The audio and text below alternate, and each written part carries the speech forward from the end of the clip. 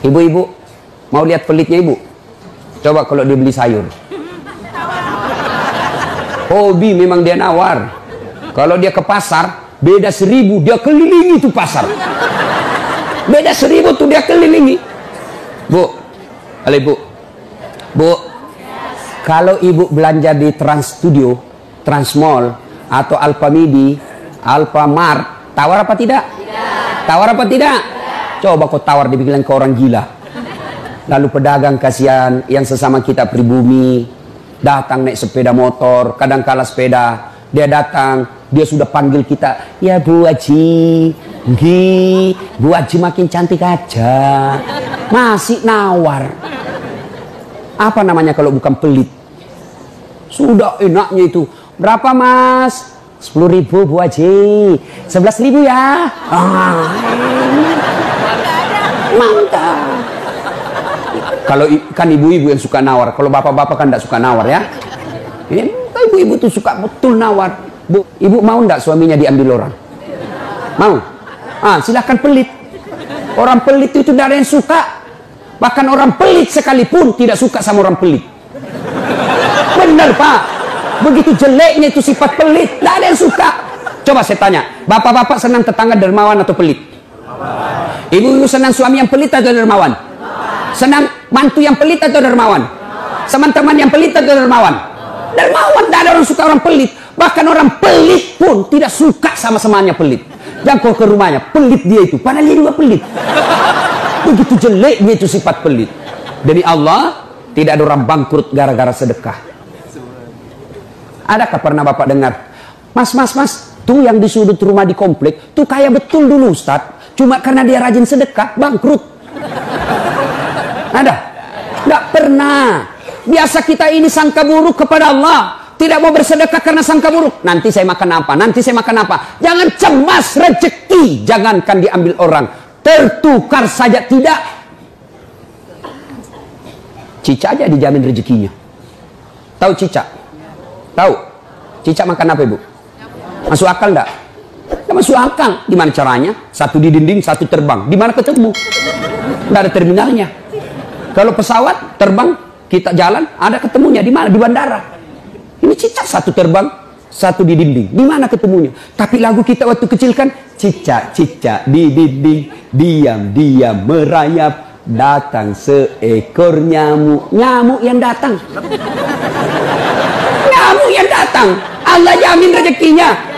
Lagu tidak bilang cicak lompat ke nyamuk.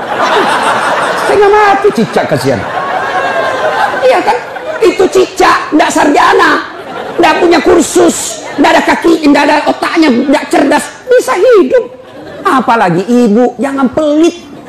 Sedekah, Allah sudah jamin rezekimu. Bu, ada suaminya mulai selingkuh? Ada? Tidak usah curhat sama tetangga, apalagi curhat di Facebook. Tak kusangka kau begitu. Pret, beleng-beleng. Rahasia keluargamu kau ungkap di Facebook. Begitu mulai, bu, ciri-ciri laki-laki yang sudah mulai lain-lainnya. Kalau yang selama ini tidak pernah pakai sisir keluar, tiba-tiba rapi.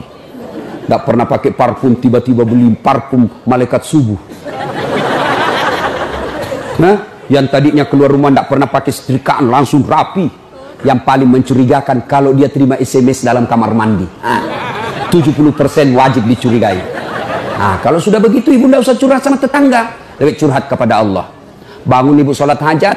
Lakukan sampai 8 rakaat. Setiap 2 rakaat di sujud terakhirmu kau berdoa kepada Allah. Ya Allah, engkau yang membolak-balikkan rasa cinta dalam hati suamiku. Tidak mungkin aku bisa mengendalikan cintanya. Ya Allah, tidak mungkin aku jaga dia 24 jam.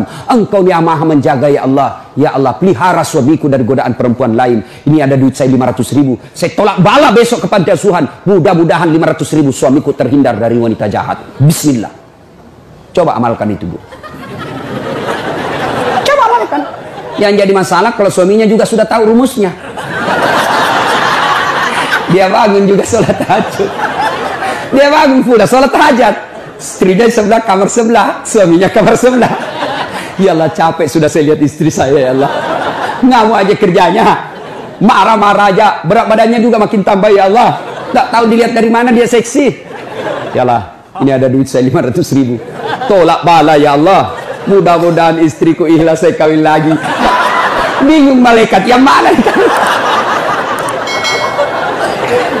Jangan pelit. Demi Allah, tidak ada orang bangkrut gara-gara sedekah. Saya kasih contoh. Tanggal 4 kemarin, sehari sebelum lebaran. Ya, tanggal 3 malam. Ada anak-anak usia 19 tahun. Bapaknya Flores, mamanya Toraja, Kristen. Karena sering dengar ceramah saya di YouTube, akhirnya dia memutuskan diri masuk Islam. Desember kemarin. 19 tahun. Tanggal 3 malam, dia DM ke saya di Instagram. Ustaz, saya ini dicerita cara mualafnya. Kemudian besok sudah mau lebaran, saya belum punya baju baru Ustaz. Saya lihat Ustaz ini bagus-bagus bajunya. Di mana belinya Ustaz? Saya bilang sebenarnya baju saya tidak dibeli, bikin sendiri. Tapi yang lebih sebenarnya lagi, bukan baju yang bagus, saya yang gagal. Ya, sudahlah. Saya butuh baju lebaran. Saya bilang, kau datanglah ke rumah saya. Saya sediakan, kau pilih bajuku yang kau suka. Dia pakai tongkat, turun dari taksi. Wih, kasihan saya. Kenapa kakimu, Dek? Ternyata diamputasi kakinya. Dia singgah sholat asar, ditabrak mobil.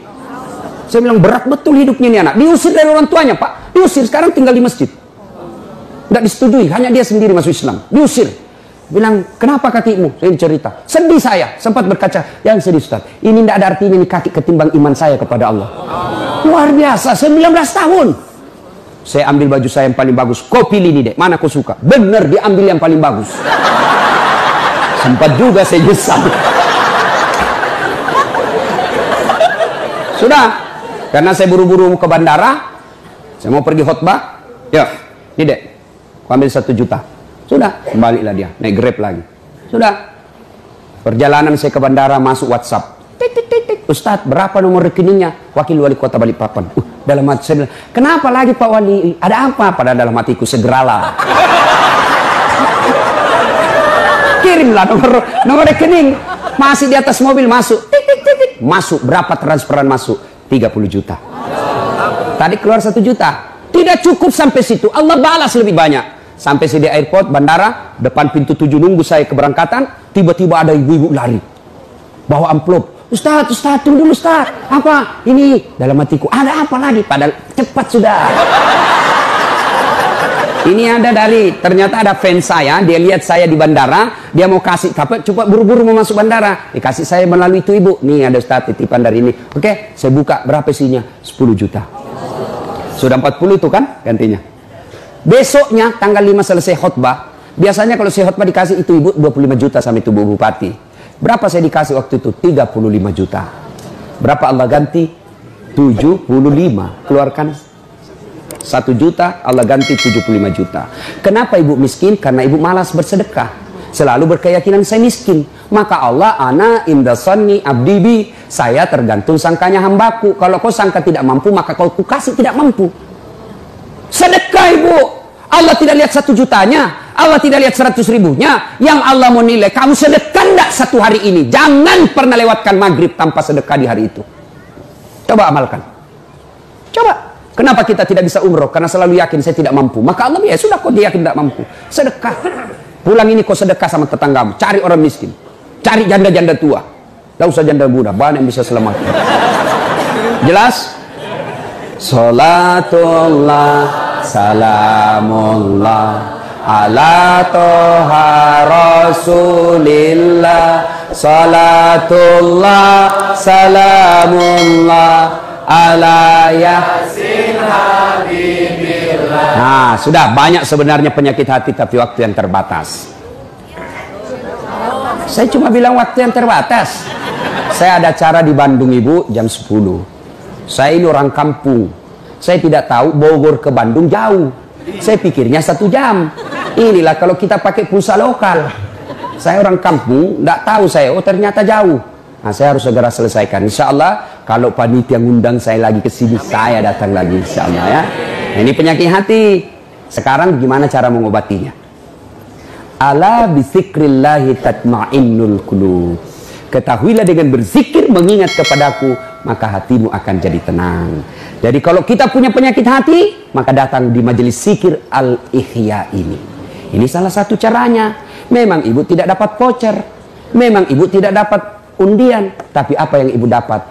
Ilmu Tapi ilmu tidaklah terlalu menolong ketika ilmu itu tidak diamalkan.